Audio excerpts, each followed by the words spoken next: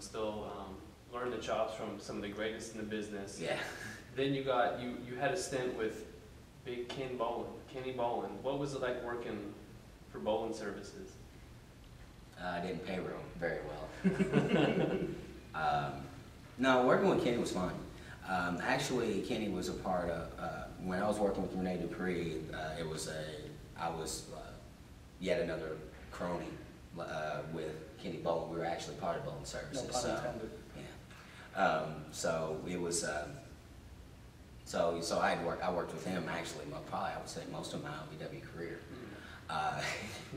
Kenny's something else, man. He's a different breed. But he was always fun. He was always fun.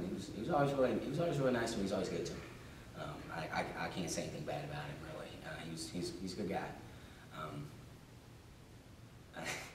I think one of the funnest times we had while I was with bowling services, I think Rene was gone by this point, if I'm not mistaken, and the APA was in town.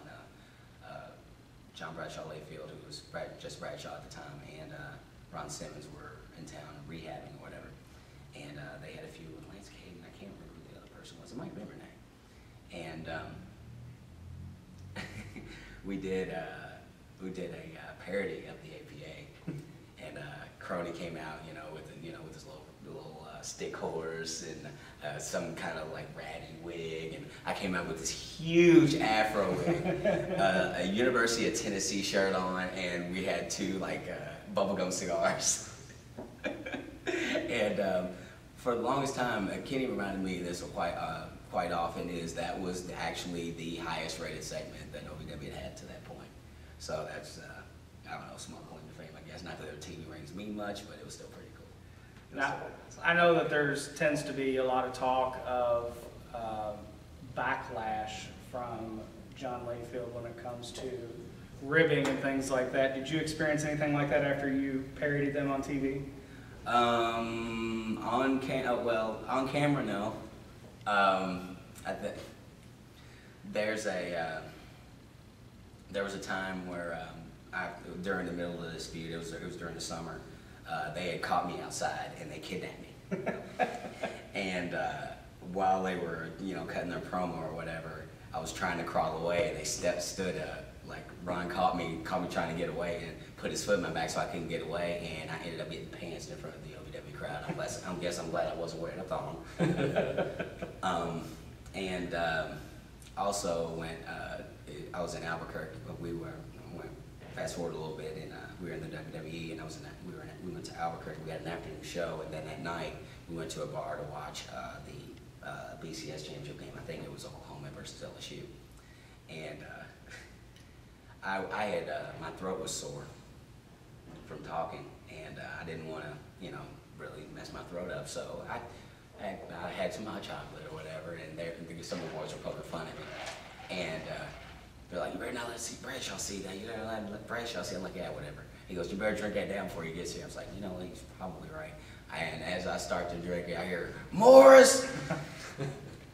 Like, oh dear God, you're gonna match beer for beer with me. Yeah, I'm 5'4", 160 pounds, and I don't drink.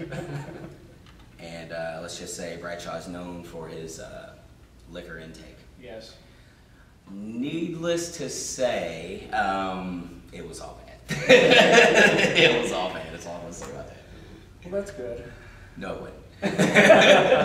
Next. I had OVW for a while, working with bowling services, and you got the call to go up to New York, as they say.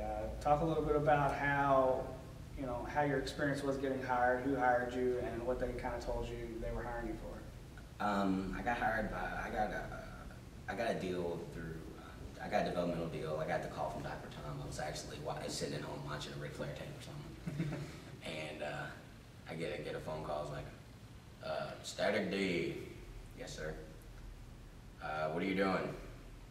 Watching a Ric Flair tape. What do you want to watch that for?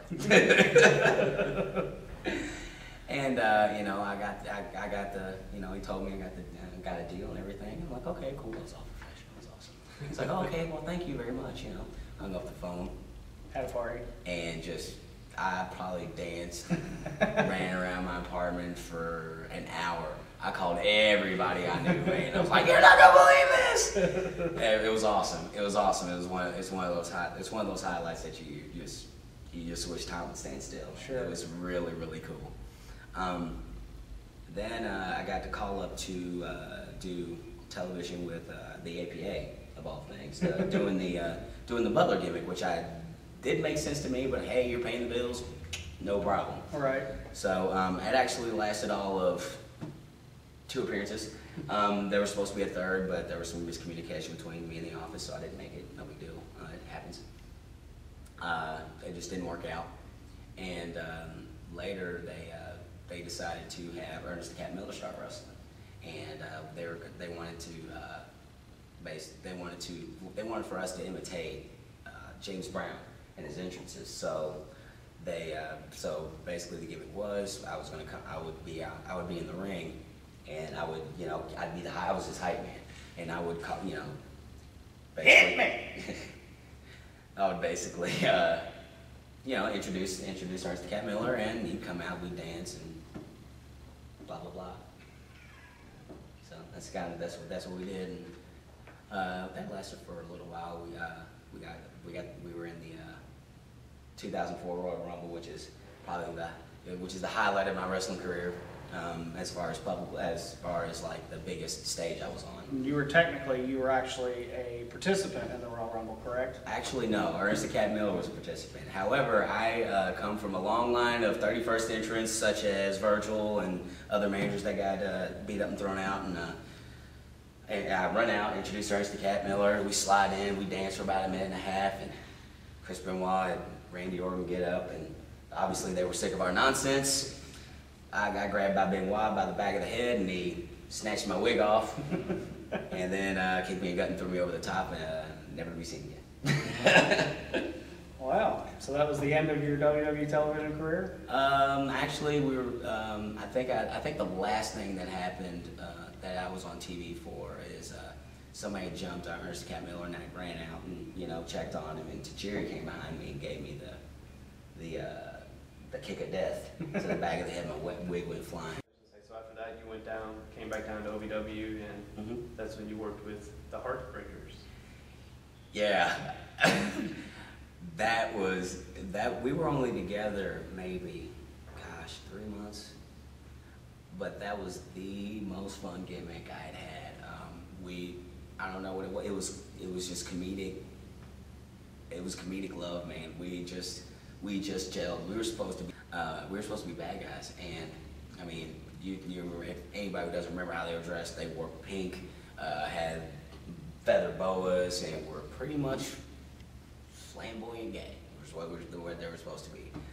But for some reason that I still don't understand, we became right at that time the most popular group in OVW. I've actually heard that that's probably the most over tag team in the history of OVW. And I can attest for that, because that's actually what brought me to my first OVW taping, was really? to see the Heartbreakers. Wow. It was the St. Patrick's Day show. it was a good time. Okay, right on. Well, I'm glad to have been a part of that. I'm honored. I've been told that, and I don't know. I just. As long as Nick and Rob, the Lords of the Ring, don't argue with us, I guess we'll stick with it. I don't know. It was fun. I don't know.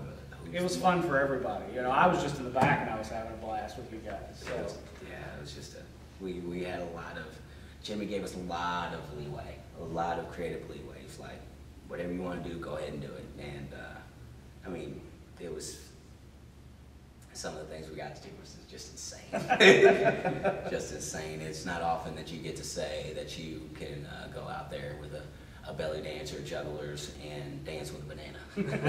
So it was a lot of fun, and we got to work with Eminem during that time. And good. Holy smokes! Working with them was just an absolute blast. It really.